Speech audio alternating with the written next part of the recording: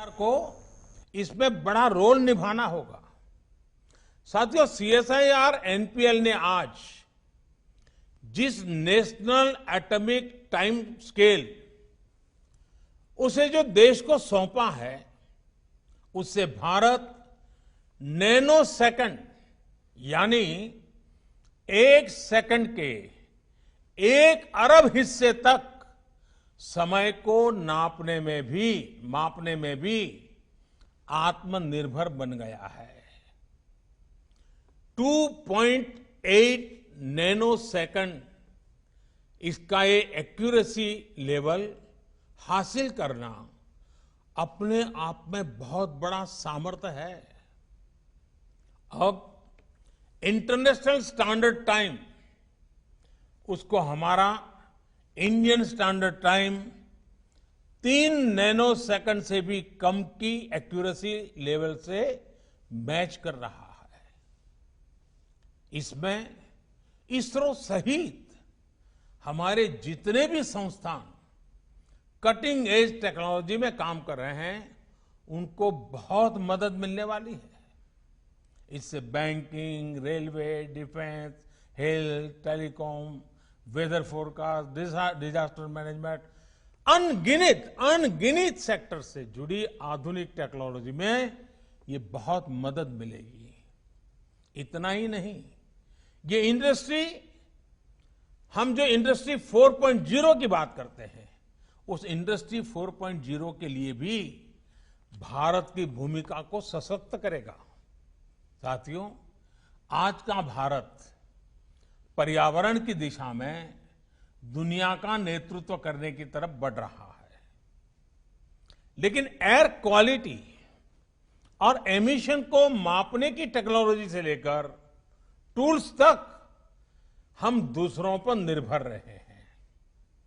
आज इसमें भी आत्मनिर्भरता के लिए हमने एक बड़ा कदम उठाया है। इससे भारत में प्रदूषण से निपटने के लिए ज्यादा सस्ते और प्रभावी सिस्टम तो विकसित ही होंगे, साथ में एयर क्वालिटी और एमिशन से जुड़ी टेक्नोलॉजी के ग्लोबल मार्केट में भी भारत की हिस्सेदारी बढ़ जाएगी। हमारे वैज्ञानिकों के ही सतत प्रयासों से भारत आज ये उपलब्धि हासिल कर रहा है। साथियों, किसी भी प्रगतिशील समाज में रिसर्च जीवन का एक सहज स्वभाव भी होता है और सहज प्रक्रिया भी होती है। रिसर्च के प्रभाव कॉमर्शियल भी होते हैं, सोशल भी होते हैं, और रिसर्च हमारे ज्ञान को, हमारी समझ को विस्तार देने के लिए भी काम आती है। कई बार रिसर्च करते समय यह अंदाजा नहीं होता है कि फाइनल गोल के अलावा भी वो और किस दिशा में जाएगी, भविष्य में वो और किस काम आएगी।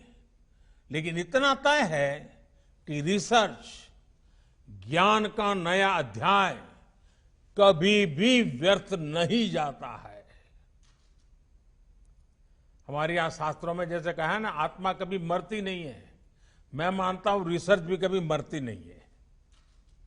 इसलिए मैं ऐसे कितने ही उदाहरण हैं, फादर ऑफ जेनेटिक्स मेंडल के काम को पहचान कब मिली? उनके जाने के बाद मिली। निकोला टेस्ला के काम का पोटेंशियल भी काफी बाद में दुनिया पूरी तरह समझी। कई रिसर्च हम जिस दिशा में, जिस उद्देश्य के लिए कर रहे होते हैं, वो पूरा नहीं होता, लेकिन वही रिसर्च किसी दूसरे सेक्टर में पाथ ब्रेकिंग हो जाती है।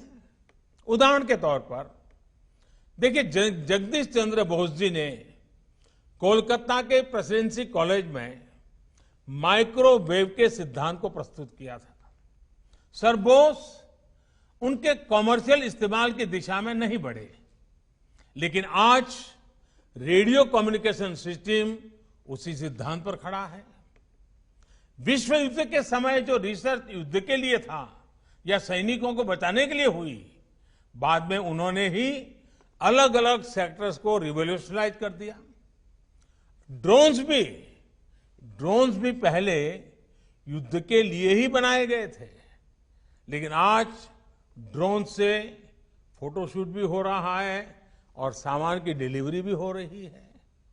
इसलिए आज ये जरूरी है कि हमारे वैज्ञानिक, हमारे खासकर युवा वैज्ञानिक रिसर्च के क्रॉस यूटिलाइजेशन की हर संभावना को एक्सप्लोर करें। उनके सेक्टर से बाहर उनकी रिसर्च को कैसे प्रयोग हो सकता है, ये सोच हमेशा रहनी चाहिए।